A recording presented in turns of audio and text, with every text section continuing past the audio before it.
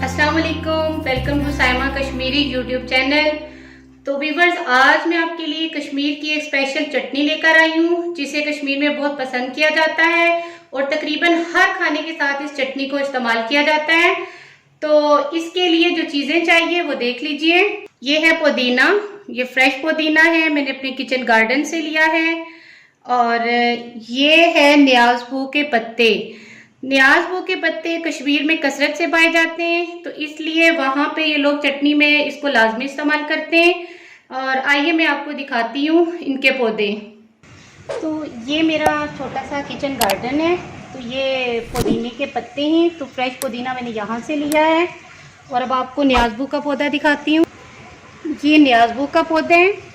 इसको ये जो इसके अभी बीज लगे हुए हैं ये पक्के नहीं हैं, ये कच्चे हैं।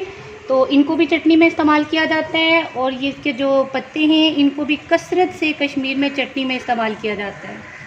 तो अब हम किचन में वापस आ गए।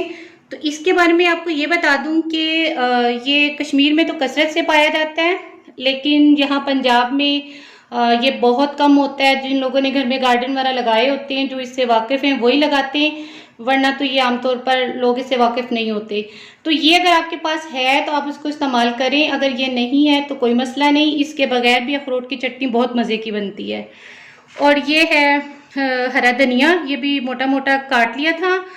और ये 4 से 5 अदद अखरोट हैं और इनको मैंने अंदर से इनकी जो गिरी है वो निकाल ली थी और उसे आधे घंटे के लिए पानी में भिगो दिया था। ये नमक है हस्बे ज़रूरत, और ये 4 से 5 अदद हरी मिर्चें हैं और हाफ कप दही है। तो चलिए इसको बनाना स्टार्ट करते हैं। इसे हम ग्राइंडर में नहीं बनाएंगे, सिलबट्टे पे बनाएंगे, प्योर कश्मीरी स्टाइल में। ये अखरोट डाल दिए।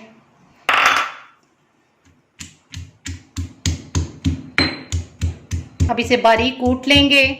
अब ये काफ़ी हद तक बारीक हो चुके हैं। अब साथ में बाकी चीज़ें डालते हैं।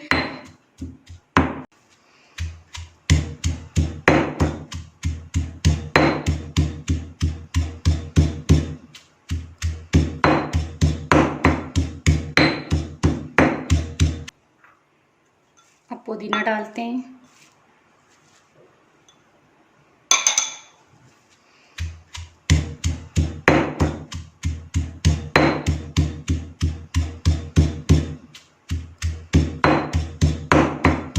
अब धनिया डाल देते हैं।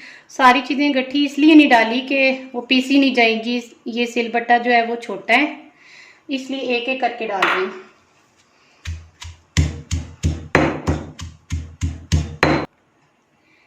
ये नियाज़बो के भी 3-4 पत्ते डाल देते हैं।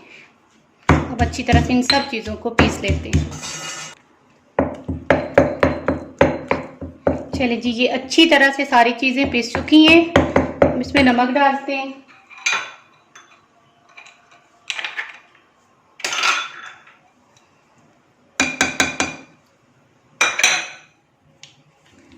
अब थोड़ा सा दही डाल लेते हैं।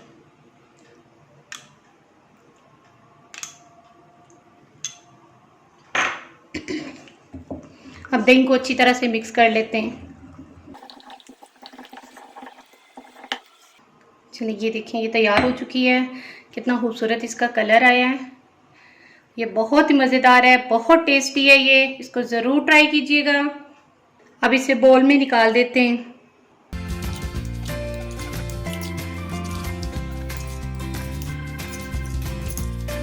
ये लीजिए, ये चटनी तैयार है। इसे ज़रूर ट्राई कीजिएगा।